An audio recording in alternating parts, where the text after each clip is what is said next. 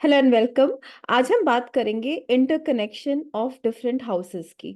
इसको समझने का सबसे आसान तरीका है हम अपने ऊपर ये बात लगा के देखें। जैसे whatever is happening in my husband's life, my kids' life, my parents' life, my sister's life will directly और indirectly impact me. Even if I don't want that impact on me, it will impact मी।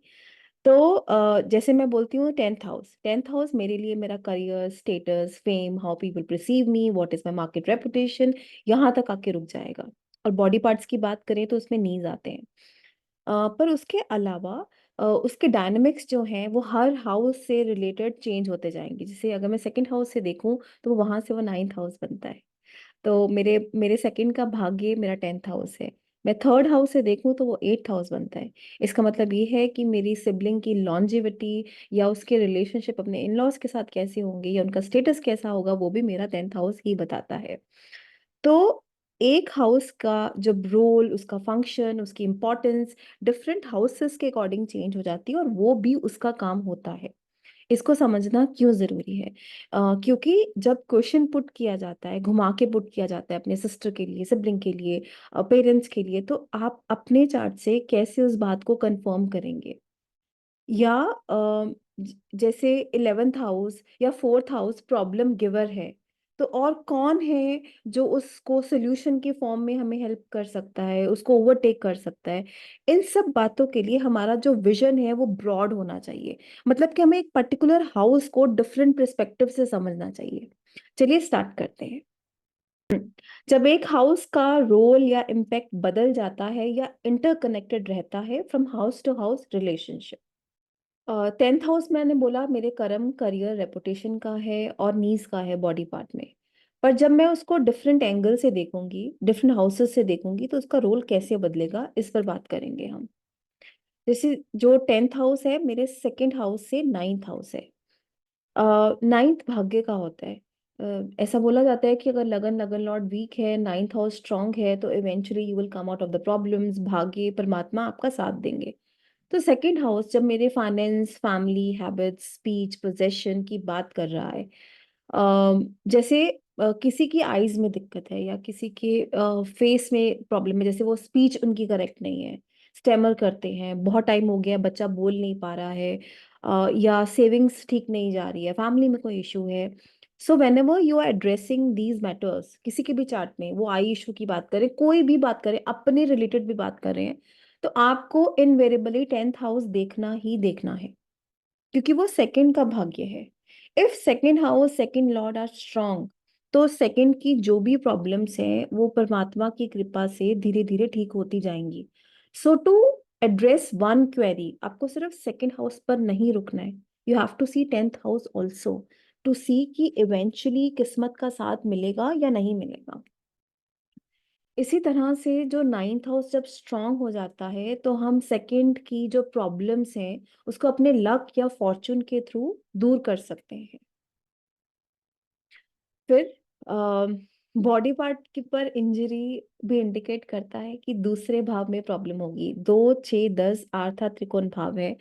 जब career की बात होती है तो इन तीनों पर ध्यान दिया जाता है, सिर्फ टेंथ हाउस ही नहीं, सेकंड और सिक्स पर भी ध्यान दिया जाता है, क्योंकि हमारी सर्विसेज कैसी हैं, हमारी सेविंग कितनी है, हम कितना कमांड रखते हैं अपनी स्पीच पर, और कितना दूसरे को इन्फ्लुएंस कर पाते हैं, कितनी सेविंग्स अपने बिजनेस पे लगा सकते हैं, उस सब के लिए सेकंड इंपॉर्टेंट हो जाएगा।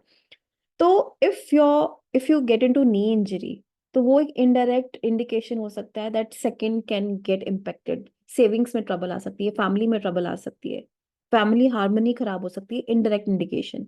इसी तरह से दांतों में ट्रबल आना वो करियर में इंस्टेबिलिटी लेके आता है, because they all three are interconnected. इन्हीं भावों के बॉडी पार्ट्स पर चोट लगना, कमजोरी आना, वो एक दूसरे को प्रॉब्लम देते हैं।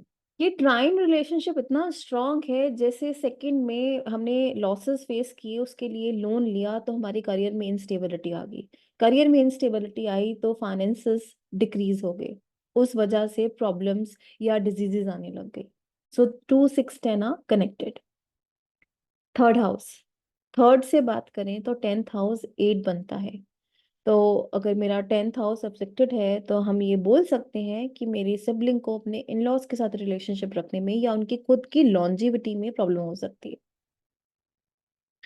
फोर्थ हाउस की बात करें तो वहां से टेंथ हाउस सेवन्थ हाउस बनता है। अब देखिए टेंथ हाउस कितना ज्यादा इंपॉर्टेंट हो जाता है और वो मेरे मेंटल पीस में किस तरह से कंट्रीब्यूट करेगा।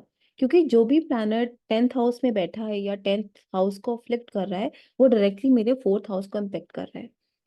तो ऐसा होता है कई बार कि ever since this child is born parents के बीच में नहीं बनी, घर में स्प्लिट आ गया वगैरह वगैरह। तो उसमें आप टेंथ हाउस में देखिए, क्योंकि फोर्थ हाउस से वो सेवेंथ है, तो मेरे मदर के पार्टनर है वो। मेरे पिता नाइन्थ हाउस है। पर जब मैं अपने मदर के परस्पेक्टिव से हाउसेस को रोटेट कर रही हूँ, तो टेंथ हाउस में अफ्लिक्शन मतलब कि उनके पति, मेरे पिता, उनको ट्रबल दे सकते हैं, या उनके बीच में सेपरेशन आ रही है, प्रॉब्लम्स आ रही हैं, मदर और फादर का रिलेशनशिप अच्छा नहीं है, या ever since I have come to this family, father travel कर रहे हैं, वो साथ में नहीं बैठ पा रहे हैं, किसी बात पर डिसएग्रीमेंट हो रहा है। सो माई फोर्थ अफ्लिक्शन वो मेरे मेंटल पीस और मेरे होम एनवायरनमेंट को भी इम्पेक्ट कर रही है, क्योंकि वो डायरेक्टली मेरे मदर को इम्पेक्ट कर रही है। So I am also not getting that emotional stability and peace. ठीक है।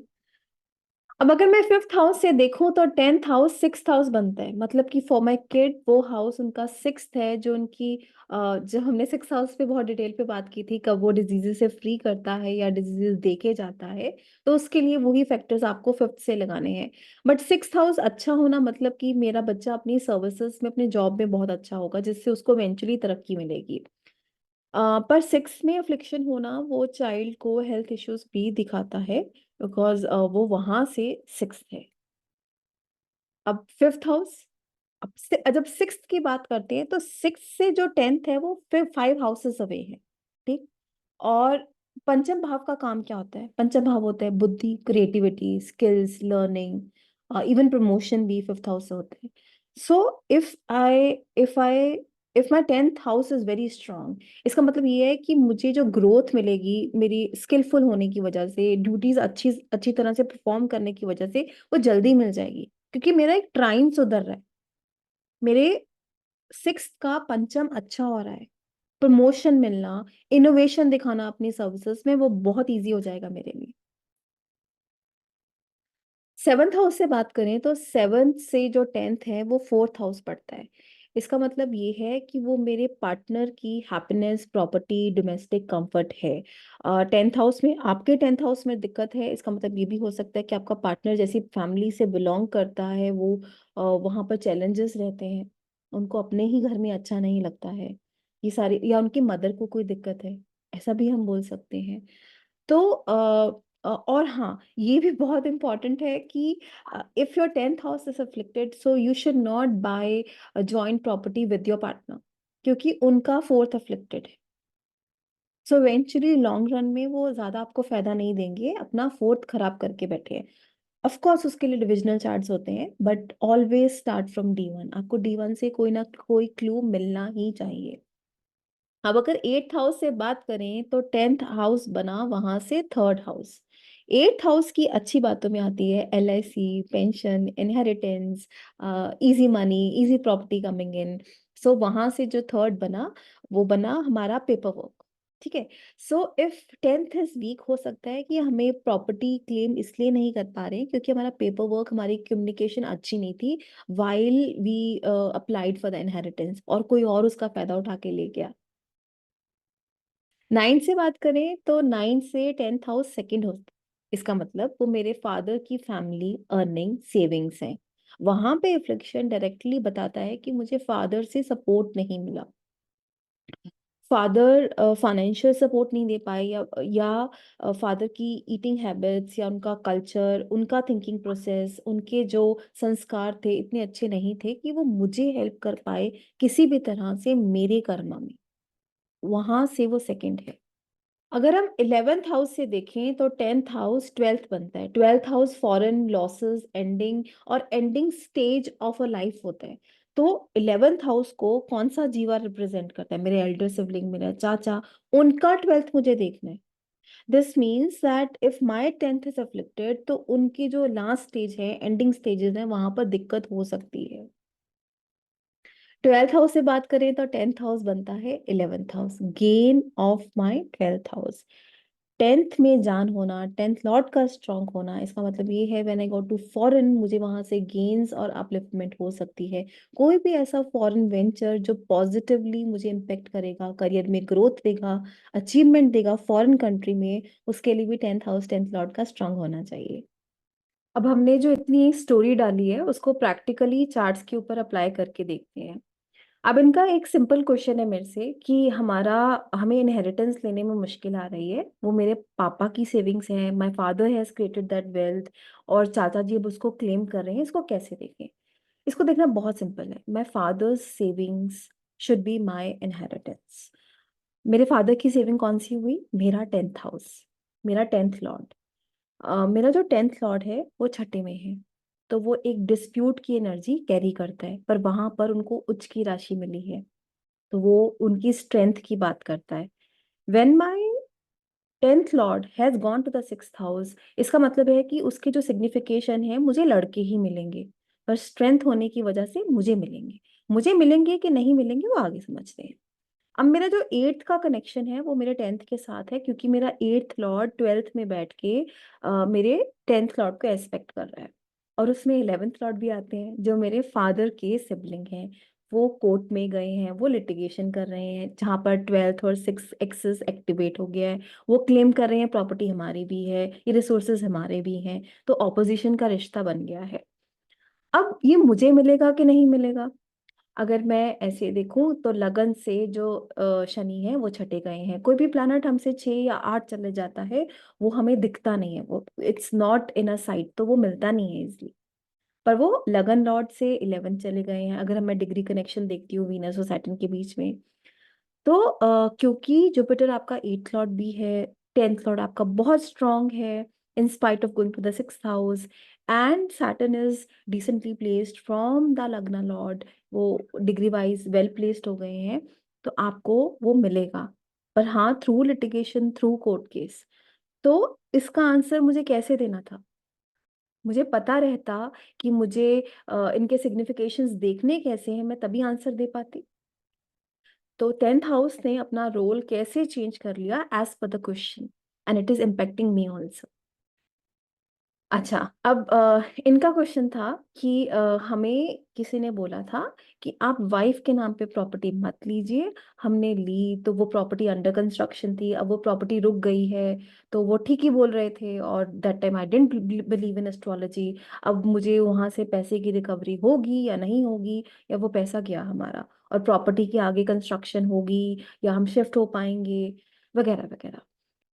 अच्छा, जब हम प्रॉपर्टी में इश्यूज या ट्रबल्स की बात कर रहे हैं तो हम सीधा वाइफ पे क्यों जा रहे हैं? आप अपना फोर्थ लॉर्ड देखिए जो सिक्स्थ में गया है, वो भी इंपॉर्टेंट है। हाँ, माना मरकरी आपका सेवंथ लॉर्ड भी है, वो सिक्स्थ में है, so some dispute happening, and sixth lord also coming to my seventh house, but there is an exchange between sixth and seventh. An exchange always gives protection. मेरा ध्यान जाना चाहिए मेरे टेंथ हाउस पर।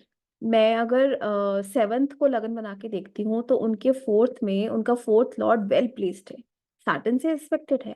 सैटर्न उनके sixth Lord है, पर Saturn exalted है, उनके फिफ्थ लॉर्ड भी है। मेरा टेंथ लॉर्ड बहुत स्ट्रांग है जो मेरी वाइफ की प्रॉपर्टी और कंफर्ट को दिखाता है। तो ऐसा कुछ नहीं होगा, हाँ थोड़ी दिक्कत जरूर आएगी, क्योंकि आपका सिक्स लॉर्ड आपकी वाइफ का ट्वेल्थ लॉर्ड उनके फोर्थ हाउस को और आपके टेंथ हाउस को इम्पेक्ट कर रहा है। बट इवेंचुअली जो प्रॉब्लम है प्रॉपर्टी रिलेटेड वो रिजॉल्व हो जाएगी।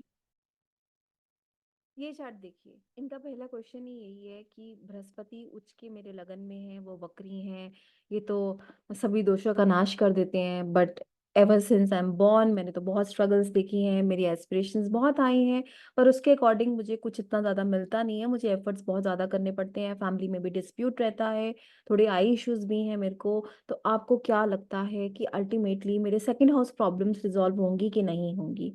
बृहस्पति उच्च के लगन में जरूर हैं, पर बृहस्पति सिक्स लॉर्ड भी है, तो बृहस्पति दोनों सिग्निफिकेशंस का काम करेंगे। आपकी एस्पिरेशंस आई हैं क्योंकि आप अपने 11th हाउस में एग्जॉल्टेड प्लेस्ड हैं, दैट्स अ गुड थिंग, उसमें कोई गलत बात नहीं है। And you should be thinking of your growth, क्योंकि आप 11th में ही एग्जॉल्ट हो रहे हैं। अब जब मैं सेकेंड हाउस में दो वक्री और रेट्रो, वक्री और मेलेफिक प्लैनेट्स देखती हूँ जो लगन के लिए कारक प्लैनेट भी नहीं है, तो ऑफ कोर्स सेकेंड हाउस इतने अच्छे नहीं है, वहां पे सेपरेशन हो सकती है, प्रॉब्लम हो सकती है, फाइनेंशियल इश्यूज हो सकते हैं, वगैरह वगैरह। पर जब मैं टेंथ हाउस देखती हूँ तो 10th हाउस जो लॉर्ड है वो छठे में गए हैं, ठीक है, पर वो मित्र राशि के हैं, सूर्य अपने मित्र के साथ हैं, एक बेनिफिक प्लैनेट मरकरी भी है वहां पर। You are starting with lot of issues coming in your life. Second is afflicted, second lord has gone to the 6th house, तो वो डिस्प्यूट की एनर्जी कैरी करता है, पर उनकी जो स्ट्रेंथ है, उनकी जो डिटर्मिनेशन है, वो इवेंचुअली आपको फाइनेंशियल इश्यूज या फैमिली इश्यूज को रिजॉल्व करवाएगी। So one question, but you have to use multiple houses to give the answer.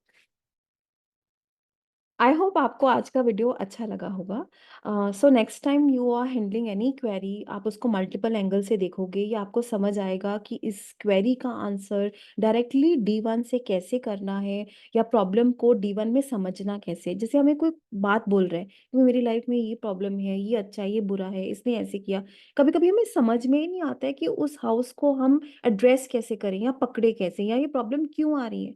So once you understand the problem, उसको उसको सोल्यूशन देना या उसको डिविजनल चार्ट्स में समझना इजी हो जाता है। So always see one house from different perspectives. Thank you so much.